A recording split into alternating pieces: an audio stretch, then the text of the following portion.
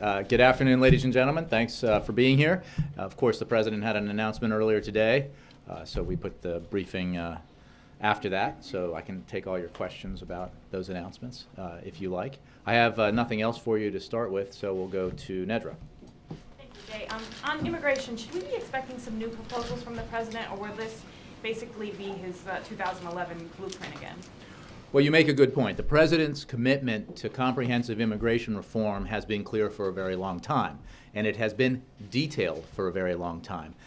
So you can fully expect that when the President speaks about the need to move forward with comprehensive immigration reform, which he will do in Nevada next week, that he will speak about the blueprint that has been available to the public for more than a year and is available as I speak on whitehouse.gov/immigration.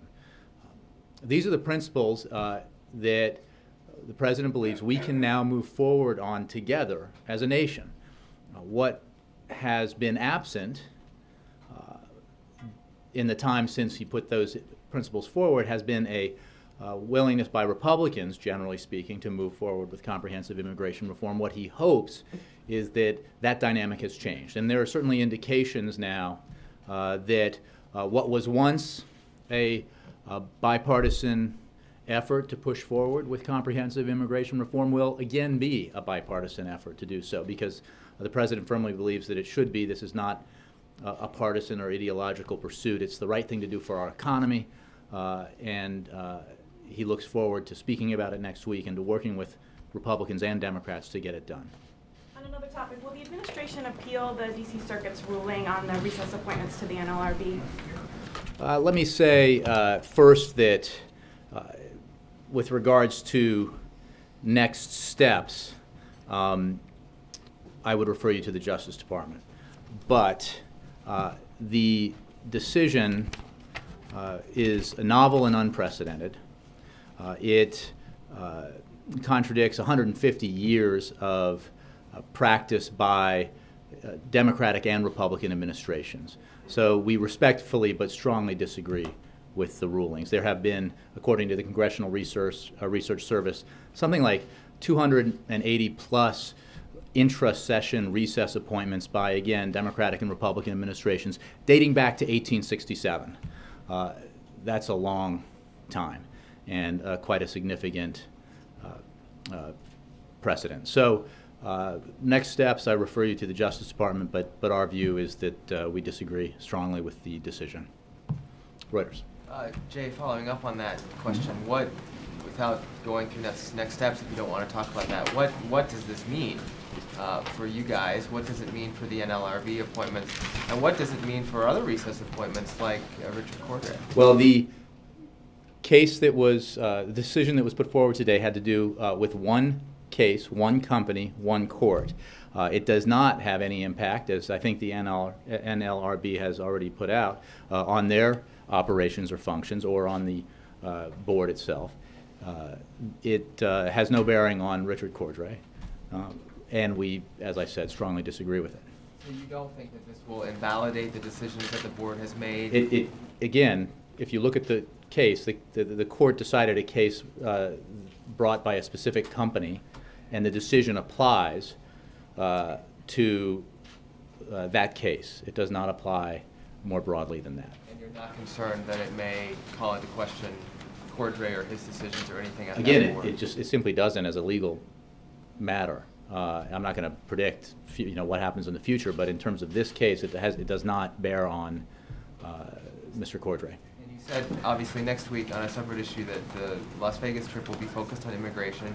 When can we see some of the gun control trips that you've also been Oh, I have no other scheduling announcements to make. As you know, the Vice President is traveling in support of the President's efforts to move forward on common sense measures to reduce gun violence in this country. The President will be pressing that issue as well. I just don't have any travel announcements to make, but you can be sure that he will be continuing that effort.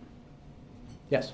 The President has made clear that he believes more needs to be done to promote women's equality. What specific steps are on his agenda to promote women's issues? Well, look, I mean, the President's commitment to gender equality, I think, is quite clear and demonstrated by the very first act or bill he signed into law as president, and that will continue to be the case. I don't have a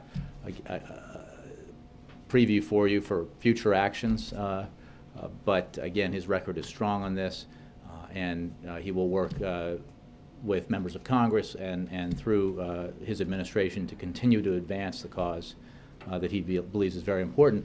Again, as all things, it's tied to his central principle, which is we need to do everything we can to help our economy grow, help it be more vibrant, help it create more and better jobs. And in his inaugural address, he said, "Our journey is not complete until our wives, our mothers, and daughters can earn a living equal to their efforts." So why doesn't he have a proposal ready? Again, I wouldn't want to steal his thunder by presenting everything he's going to do in the second term on the fifth day, Mark, of the second term. Today, he's already spoken to a gay rights group today. He's met with immigration advocates today. Sure. Women were 58% of the electorate that brought him into office, and you don't have a single policy agenda item you can point to that he The president's commitment to women's equality is incredibly strong. It has been demonstrated throughout his first term and will continue to be demonstrated. It is reflected in the positions he took and the proposals he. Paycheck Fairness Act? Again, I don't have actions of the future to announce today, but I promise you that the commitment he demonstrated. Again, you can throw things at me, and I promise you I'm not going to get ahead of the president. But his commitment will be as strong in the second term as it was in this first. John. Jay, so the circuit court in this ruling said that the president violated the Constitution by making a recess appointment when Congress was not in recess. It was January 4th, 2012. That is the same day that he appointed Richard Cordray. If this decision stands for the NLRB, doesn't it stand to reason? Well, I think you should consult lawyers, but this decision applies to and is written about a specific case that the court considered. Again, it does not apply to Richard Cordray. It doesn't, as the NLRB has already stated, it doesn't affect their functions. It applies to a specific case. There are a lot of cases out there in different courts regarding recess appointments. I would simply say, again, we respectfully but strongly disagree with this decision. It counters 150 years of precedent. There are over 280 recess appointments made during intra-session recess appointments by Democratic and Republican administrations alike. So I think our view on this in terms of the precedent here is buttressed by some significant facts. As for next steps, I refer you to the Justice Department. For interpretation of its legal implications, I suggest you go to the lawyers. But what is different here is that these appointments were made when the Congress was not in recess. They were in. I think if you look at the ruling, it calls into question or asserts that intra-session recess appointments the recess appointments can only be made intra-session, I believe, and it basically calls into question 150 years of precedent of more than 280 appointments made by Democratic and Republican administrations alike. Again, our disagreement with this is respectful, but it's strong, and it applies to it's one court, one case, one company, and we'll obviously see how we move forward, and I would refer you to justice for that. I've got a list. I mean, I'm sure you're familiar. It's been about 3 dozen, maybe more. This is just what I was able to look at very quickly, of recess appointments made by this president when Congress was not technically in recess, in pro forma session. What are the implications for this administration if this You're ruling asking me stands to and make applies legal to analysis these that I other am cases? not qualified to make. I can tell you what I know about this decision and what it does apply to and what it doesn't. I can tell you our position of respectful but strong disagreement with the decision. I can tell you about the fact that it contradicts 150 years of precedent. In terms of broader issues of its implications, I would ask you to consult the Justice Department or outside legal experts. Can you at least tell me, are you concerned about those broader implications? Again, Will it we be part of the strongly decision whether or disagree not with the opinion, and I would point you to the fact that this is one court, one case, one company. There are many cases in different courts around the country. that apply to these issues. So we will assess it in toto. Yep. I'm not a lawyer, you're not a lawyer, I'm not asking you to be one, but when you say the word precedent, you are talking about practices of presidents, not something adjudicated by the courts, correct? Again, I'm not a lawyer, and I think that I've kind of said what I can say about this. Before the court at this appellate court level, is it not? Its opinion is very sweeping, as I understand it. It contradicts 150 years of history, significant precedent by administrations that are both Democratic and Republican. Again, beyond that, I would ask you to consult with the Justice Department, consult with outside legal experts about the. You're referring to as a president and Congress, not of something that has been. Again, that's put in the all I canon have of on it, US Major. law. Okay. Can you give us a sense of the tone or tenor of the meeting the president had with various members of the Congressional Hispanic Caucus? Was that to put together new ideas, or for the president to explain to them things he's going to be pressing forward and getting their either sign-off or evaluation? I can tell you a little bit about that. As you know, and just stated, the President and senior administration officials met this morning with leaders of the Congressional Hispanic Caucus to discuss the need to make things fairer for and grow the middle class by fixing our broken immigration system so that everyone plays by the same rules. The President thanked the members for their longstanding leadership on the issue and reiterated that this is a top legislative priority. The President was pleased to hear from CHC members and noted that they share the same vision, including that any legislation must include a path to earned citizenship. The President further noted that there is no excuse for stalling or delay. The President made it clear that he will continue to lead on this issue and that he looks forward to working with the Congressional Hispanic Caucus and other key members of Congress in a bipartisan process, as I mentioned earlier, to move this debate forward at the earliest possible opportunity. And then, as you know, the President's headed to Nevada next week. In addition to earned citizenship, could you enumerate the other priorities for the President in this particular approach to immigration? I mean, I could, but again, this is not, I'm not making an announcement here. The President's had a blueprint that outlines all of this at www.whitehouse.gov/immigration since he gave a speech in El Paso in 2011. His support for this has not changed. The elements of his, and I would note that this blueprint that the President's had in place and that provides these details has been, is reflected now in some of the generalized proposals that have been discussed by Republicans in Congress, and that is a welcome development. We think that it at least suggests a possibility here that an issue that was once embraced by leading Republicans like John McCain and President George W. Bush will again be taken up and embraced by Republicans, which would then afford an opportunity for a bipartisan consensus to move forward on this important issue. Back to the NLRB decision, just one thing. What do you think is at stake here? Because the President thought he was advancing something by putting these members of administration in positions because he was getting, from his vantage point, unsatisfactory or zero cooperation from the Senate in the advise and consent process itself. What's at stake here from the President's executive power? I would simply make the point again that this is one case in one court that applies to one, again, case that involves one company. So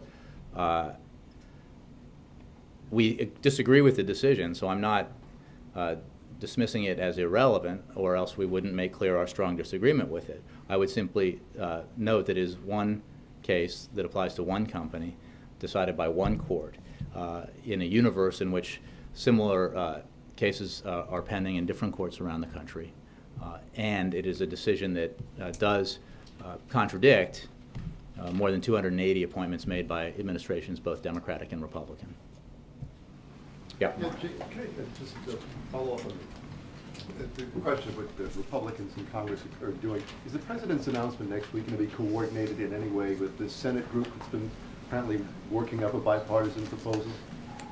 I'm not sure what you mean. The President and his team have been and will look forward to consulting with and working with members of Congress on this important issue.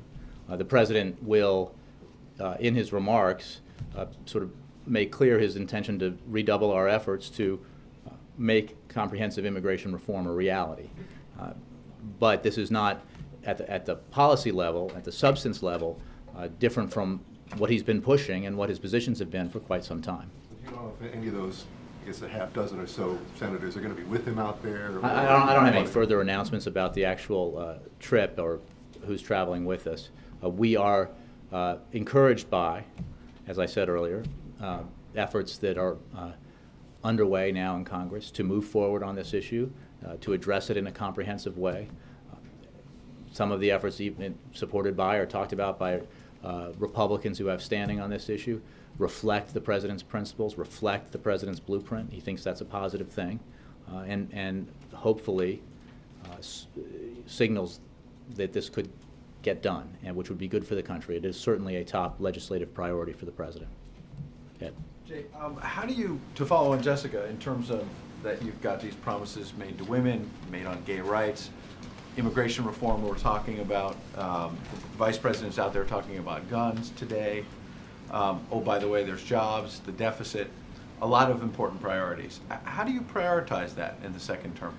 Well, the president made a comment, I think, from this podium in the last couple of months that he didn't get reelected just to be reelected. He intends to continue the work that his administration has been undertaking in the first 4 years for the next 4 years to make progress in this country, to continue to have the economy recover, to create a stronger foundation for economic growth in this century, to strengthen and make more secure the middle class, increase the size of the middle class by providing ladders of opportunity to those who aspire to the middle class, and to continue his commitment on civil rights issues like LGBT rights, to take on tasks that require bipartisan support like immigration reform.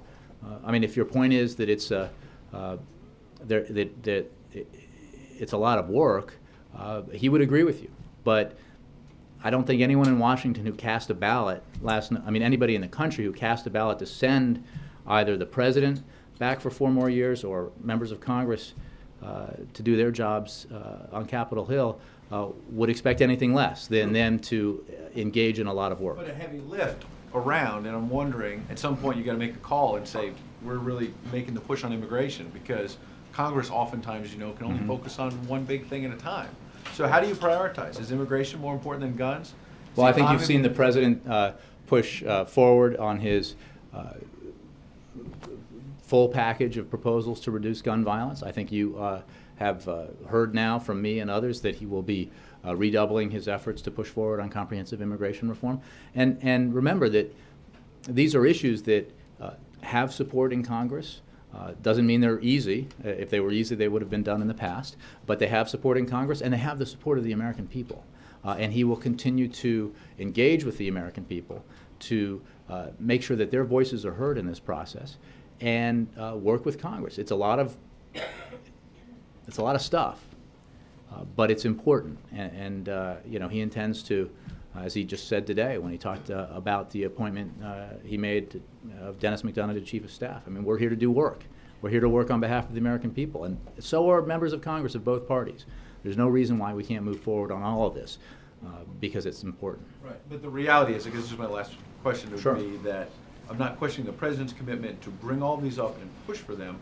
What I'm wondering is, what we saw at the end of last year was an inability of Congress to get even the most basic budget work done, let alone major priorities. So what's going to change over the next few months so that the president can get all of these big things done in addition to the basic budget things that they can't seem to get done? Well, I think, as he said, look, I think your questions are completely legitimate. I mean, these are important issues. There are debates surrounding some of them, and there are disagreements on some of them, including obviously our fiscal challenges. But the fact is, we have made significant progress on a host of issues, even during the past 2 years when we had a divided government, and we will in the next 2 and 4 years under this president's leadership, working with this Congress, because in the end, he believes, the American people will demand it. They are demanding it. And to your point about the difficulty that we encountered in working out a fiscal cliff deal, a deal to avoid the fiscal cliff, in the end, it happened. It wasn't easy. There was an unnecessary sense of crisis built up around it, and the president has talked about the need to stop governing from crisis to crisis. But when people's voices were heard, when the imperative to act was felt, Congress acted. The president acted. We got stuff done, and that's the approach he's going to take on all these issues. The New York Times raises the point that not much is known about Jack Lew's time at Citigroup, raises the point that some members of Congress have concerns. Senator Grassley said he intends to ask Lew about a reported bonus that he got from Citigroup before the bank got government assistance. What can you tell us about that, and what do you say to those who have concerns that Lew may have been too cozy with Wall Street? Well, I mean, first of all, Jack Lew's extensive record of service is well known. He has spent most of his career serving the American people in Congress as a budget director twice, once for President Clinton, once for President Obama, as Deputy Secretary of State in this administration, and of course as White House Chief of Staff. He also does have experience on Wall Street, and I would simply point you to that article because I think it does, demonstrate that,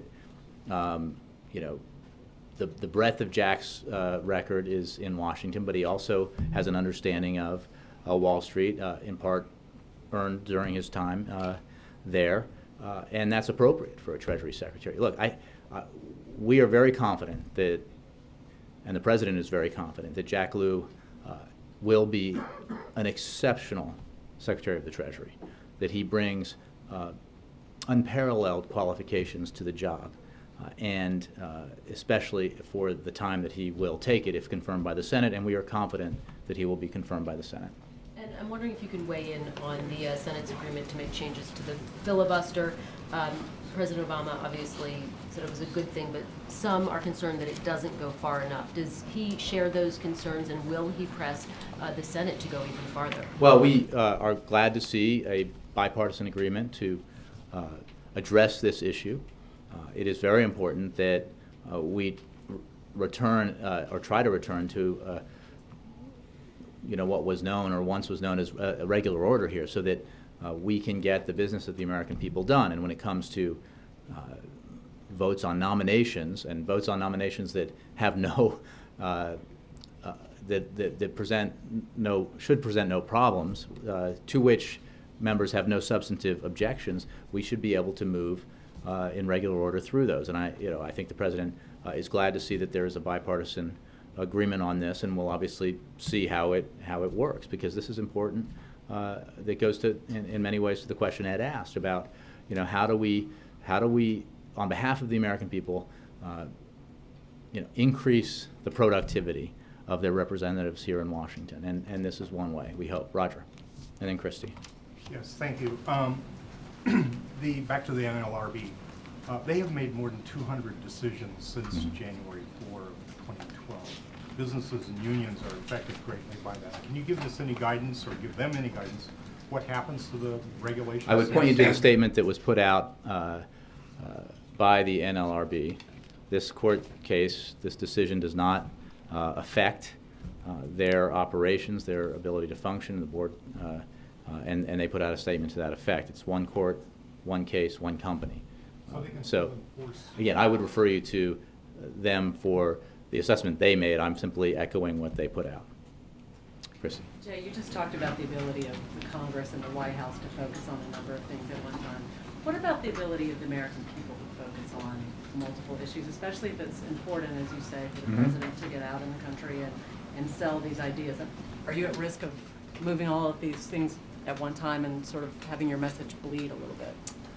Well, I don't think so. It's I think remarkable to a lot of us, reporters and folks on this side, and probably to members of Congress and their staffs and candidates, that when you get out in the country, some of the obsessions of Washington are not the focus of concern among average Americans.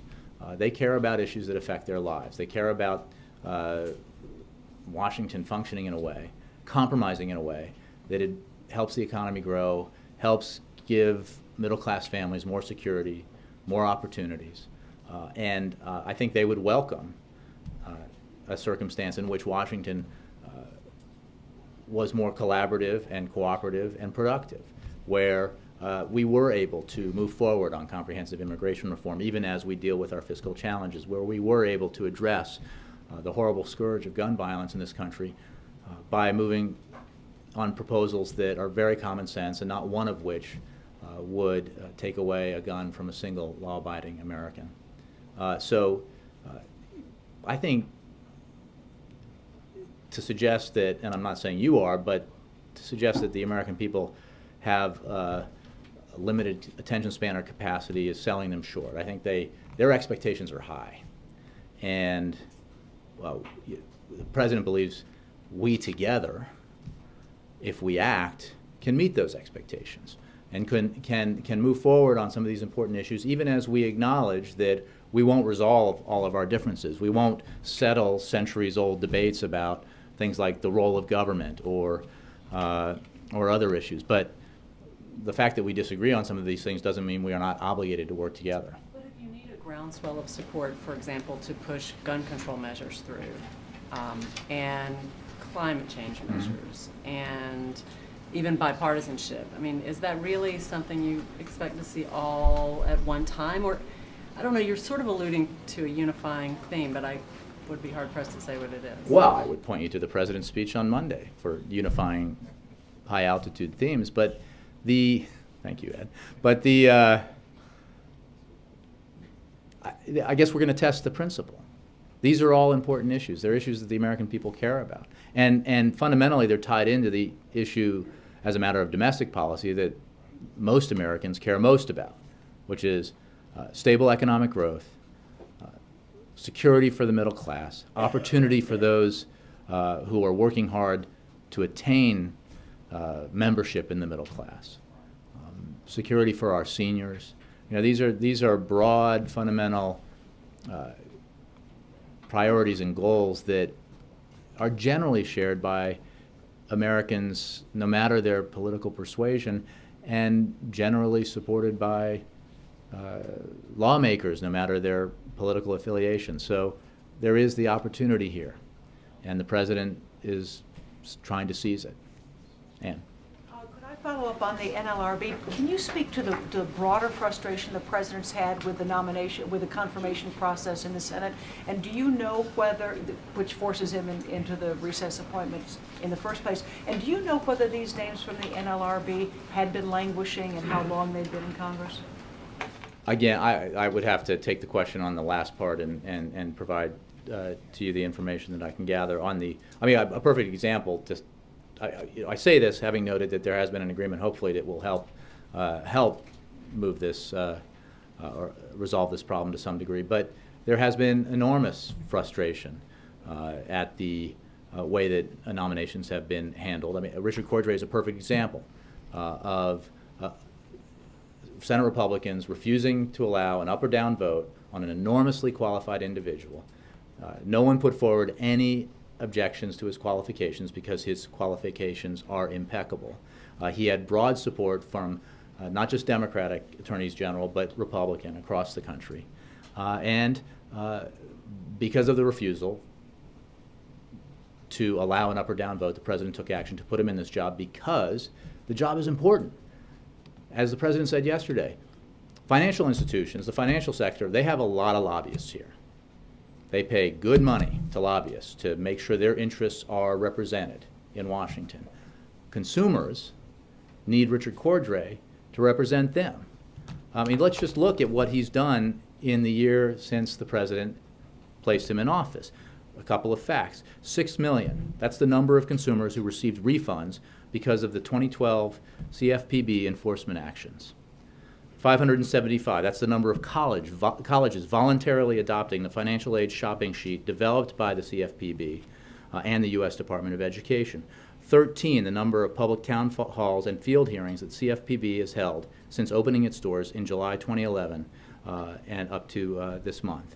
In Pennsylvania, Minnesota, South Dakota, Missouri, Maryland, Georgia, and other states. I mean, this is it demonstrates what this Consumer Financial Protection Bureau is all about. It's an entity that's designed to protect and represent average Americans, consumers, in their financial dealings, and it's a vital function.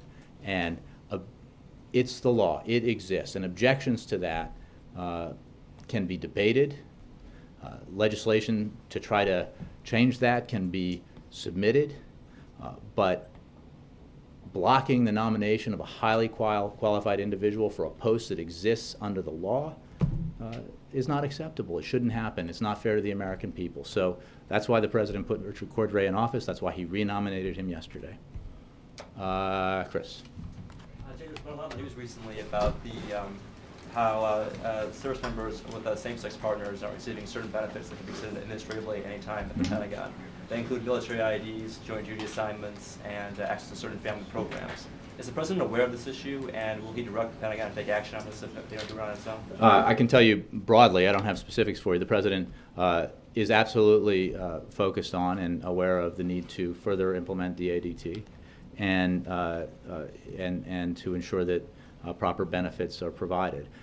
You know, I would, for more details, I would point you to the Defense Department, but this is an issue the president is aware of, and it has his attention. I mean, the Pentagon has been saying since Tow was lifted in September 2011, they've been reviewing this issue, but no action has been taken. I mean, isn't it reasonable to conclude that they need a little prodding? Again, this issue has the president's attention. Andre. And then thank you, Jay. Scott. The U.S. has pulled out of a small but important working group with Russia today. And then a few days ago, it's a working group in the Presidential Commission, so I assume that it does rise to the president's level. A few days ago, you said that we want to work together despite differences. So my question is again, how do we limit the fallout from such gestures, mutual gestures? And they, as you know, they started with the Magnitsky bill. So my specific question is whether the president asked President Putin to not respond to the Magnitsky bill with anything that would hurt the economy. And is he trying to not hurt the economy too, in our bilateral? I would have to take the question about the working group. I'm not aware of that. I can simply reiterate that the president believes our relationship with Russia is very important. We work together on issues that are very important for our bilateral relationship, but also for issues of international concern. That has been the case throughout his first term, and he expects it to be the case throughout the second term, his second term. And it is also the case that where we disagree, we are able to disagree and continue to move forward on those areas where we find common ground. Does the president still intend to send Mr. Donovan to Moscow soon? I don't have a travel update for you on the National Security Advisor. I think, Scott, I had you next in mind.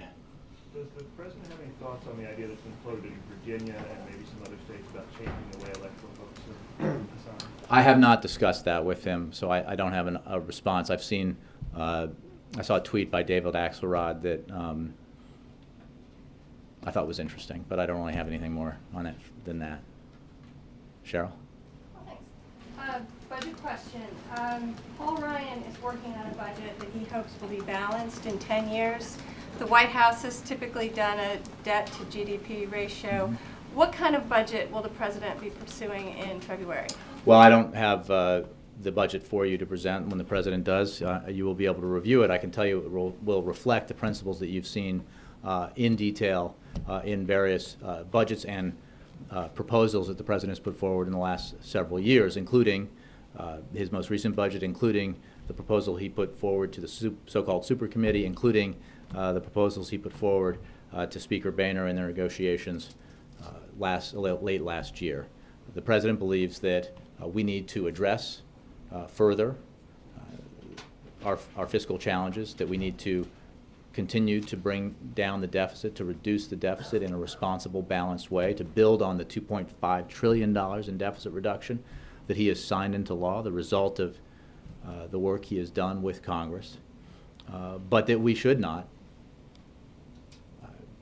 balance the budget or reduce the deficit on the backs of senior citizens and vulnerable families and middle-class Americans who are trying to send their kids to college, people who are just trying to get by. We have to do it in a balanced way. That means everybody shares in the deal, in the sacrifice. It doesn't mean that we ask, as the previous Ryan budget did, that seniors foot the bill, that costs for their health care shift dramatically to senior citizens so that the wealthy could get another tax cut. I don't want to maybe that won't be the case in a future budget, but it was certainly the case in the last. 10 years too fast. Well, I'm not a budget. I mean, I think the issue here is composition. The issue here is how do you get there, and who bears the burden? And that's the president's focus. The president believes that we need to reduce our deficit, that we need to get our, as Cheryl noted, our deficit and debt to GDP ratio in a place that is fiscally sustainable, and also will allow our economy to grow faster and create more jobs.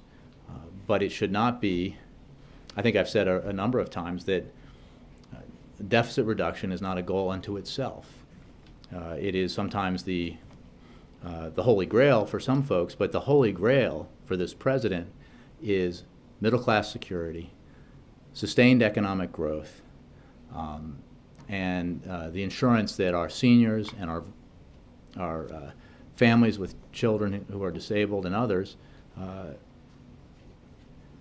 are secure. And that's a higher priority than balance. Absolutely. Could you address the USAID allegations made against officials there about rigged contracts? I would refer you to the State Department. Yes, sir.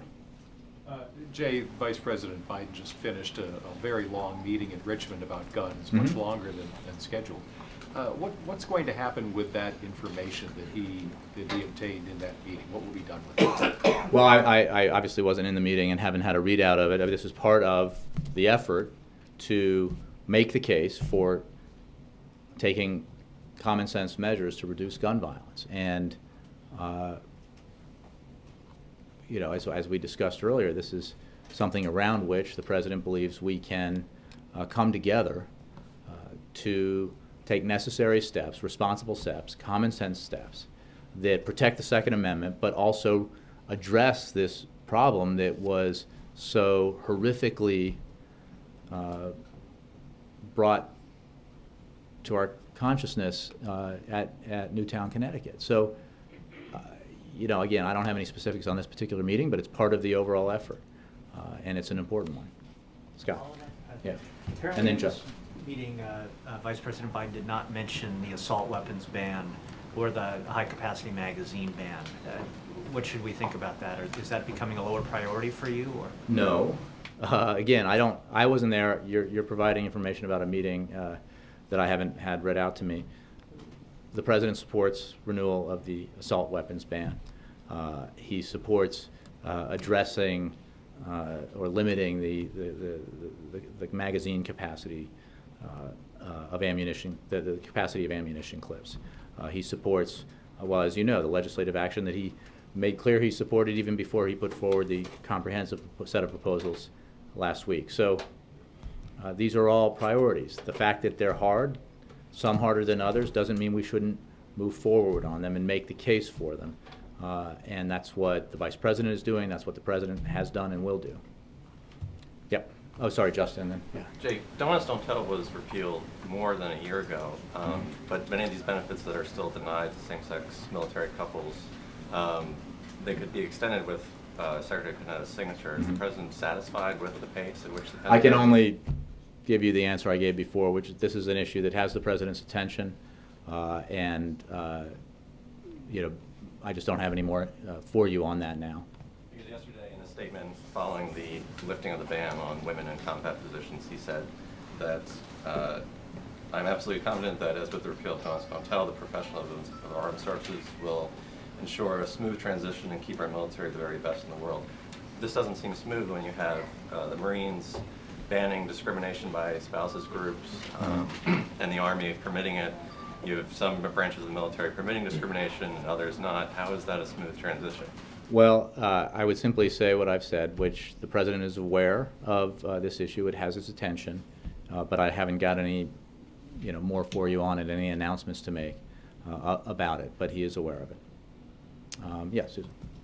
On immigration reform, from what I understand, the outside groups are not calling it comprehensive immigration reform anymore. There's been some polling done on that topic. I heard you call it comprehensive immigration reform a couple of times. But is the president aware of this? Does he think that this is sort of bad lingo? And is he planning to use comprehensive immigration reform? I think that's like a Frank Luntz question. The president's pushing a broad approach that takes the issue as a whole in a comprehensive way, because that's the right thing to do. And you know, what you call it is far less important than what it is. And you'll hear the president discuss that next week. It is reflected in the blueprint that has been on whitehouse.gov for more than a year. And he hopes, as I noted earlier, that these signs of a new disposition toward this issue among Republicans are early indications of the real possibility for actual action on this issue, which he thinks is very important for our economy, for our businesses. So he looks forward to working with members of both parties on this, regardless of what they call it. On the court decision, Grassley back in 2011, when this first issue came up, or he was first opposing the NLRB. I had the same problem. Yeah, sorry, the court decision. So back last year or the year before, Grassley had called for you to release the briefing on the White House Counsel legal briefing on your basis for the constitutionality of making these appointments. Will you release that briefing now? I'm not aware. I don't recall that. That sounds awfully like privileged presidential communication, but I'm not making that declaration. But I like communication between the White House counsel and the president. But I'll have to take the question. Yeah, Mike. I want to. Yes. Yeah. U.S. Pastor Saeed Abedini has been on trial in Iran over the course of this week. His supporters say yesterday he was transferred to another prison unit ostensibly to get him better medical attention, and that he's kind of disappeared since that time.